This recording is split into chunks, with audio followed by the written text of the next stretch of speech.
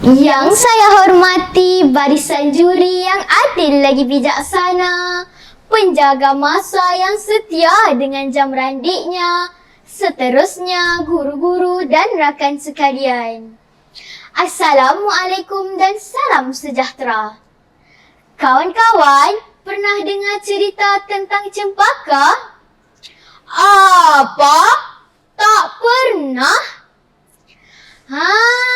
Pada hari ini saya ingin pendengarkan sebuah cerita tentang si cantik cempaka. Dengarkan ya. Dalam sebuah kampung tinggal seorang gadis bernama Cempaka.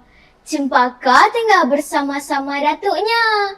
Dia baru sahaja menginjak usia 12 tahun. Cempaka seorang yang bertuah kerana dikurniakan seraut wajah yang sangat jelita. Mukanya bujur sirih, rambutnya yang separas bahu itu lebat hitam berkilat. Bibirnya pula merah bak delima merkah. Pendek kata, nama Cempaka memang sepadan dengan kejelitaan wajahnya. Akibat merasakan dirinya cantik dan jelita ini, Cempaka bersikap sombong dan suka merendah-rendahkan orang lain. Seringkali dia mengejek kawan-kawannya yang tidak mempunyai raut wajah yang cantik. Kau hodoh, kau buruk, kau tak cantik. Sering keluar dari mulutnya. Dia juga selalu memuji-muji kecantikan diri sendiri. Bangga sungguh Cempaka ini kan kawan-kawan? Ingat ya kawan-kawan, kita tidak boleh mencaci dan menghina rupa paras orang lain. Kerana semua itu adalah kurniaan Tuhan kepada manusia. Pada suatu hari, sedang Cempaka berjalan-jalan sambil bernyanyi di pinggir hutan, dia ternampak seekor anak kucing mengiang-iang seperti kelaparan. Cempaka berasa kasihan dan ingin membelanya untuk dijadikan kawan. Cempaka menghulurkan tangan untuk mengangkat anak kucing tersebut. Malangnya, anak kucing itu melompat dan berlari jauh ke tengah hutan. Kawan-kawan nak tahu apa yang Cempaka buat? Cempaka terus mengejar anak kucing itu. Tanpa disedarinya, dia telah sampai ke tengah hutan. Cempaka sesat kawan-kawan. Setelah menyedari dia telah tersesat, Cempaka berasa cemas dan takut. Bagaimana dia mahu pulang? Sedang dia berusaha mencari jalan pulang, Cempaka terlihat sebuah pondok kecil di tengah hutan itu. Dia segera menghampiri pondok itu untuk bertanya arah jalan keluar. Dia memberi salam dan mengetuk pintu pondok itu. Tanpa disangka-sangka, pintu pondok itu terbuka.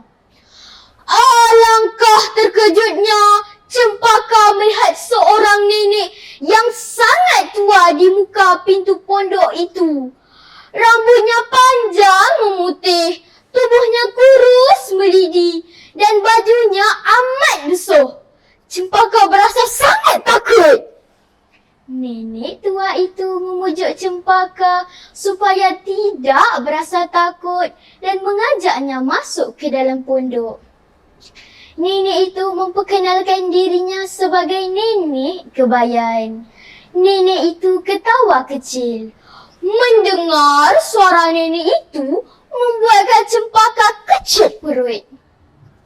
Nenek Kebayan itu memuji kecantikan Cempaka, namun masih terdapat kekurangannya.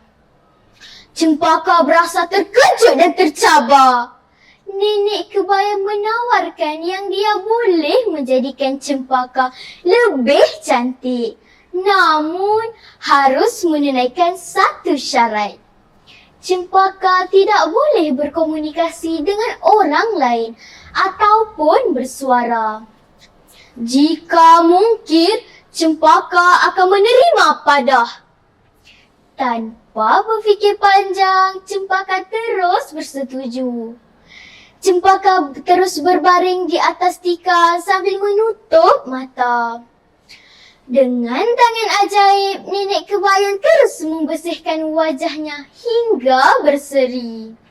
Sewaktu nenek kebayan mengurut hidung cempaka, tiba-tiba nenek mancungkan hidung cempaka.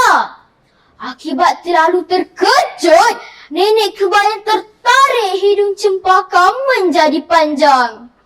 Tidak cukup dengan itu pula, cempaka meminta mencantikkan telinganya.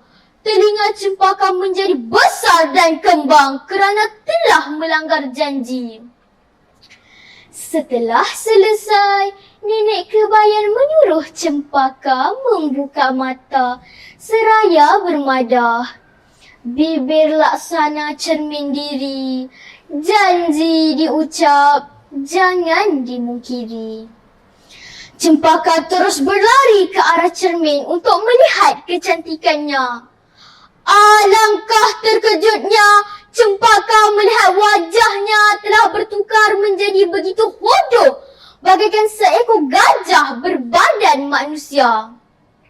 Cempaka meraung, memohon agar dikembalikan wajah asalnya. Namun, nenek kebayan hanya menggeleng kepala. Cempaka tidak dapat menerima keadaan, lantas berlari tanpa arah tujuan. Akhirnya, dia keletihan lalu tertidur di bawah sebatang pokok. Cempaka bermimpi, kawan-kawan. Dalam mimpinya, dia melihat sikap buruknya selama ini. Sombong, bongkak dan suka merendah-rendahkan orang lain. Tiba-tiba, cempaka tersedar apabila terdengar suara nenek kebayan menyanyi. Cempaka meraba-raba mukanya. Wajahnya telah kembali kepada asal.